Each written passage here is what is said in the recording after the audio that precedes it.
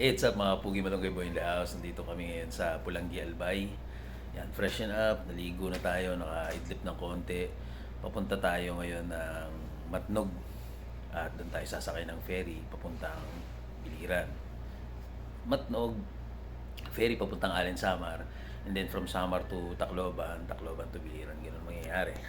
So dito kami ngayon sa, ano nga ba pangalan ng hotel na to? 0729 yan. 0729 Hindi mahilig sa manok. Residence Inn. Ano na? Hindi mahilig sa manok. Oh, hindi mahilig sa manok yung may-ari nito. Yun o, yung manok doon.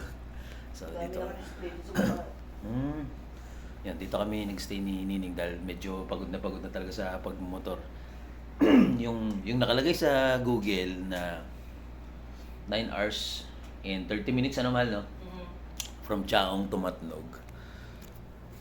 By 3 hours pa kami bubuno. Hindi ko alam kung gaano pa katagal yun kasi ibig sabihin natapos na namin yung 6 hours sa loob ng umalis kami doon ng 7 o'clock, dumating kami dito ng 12 ano?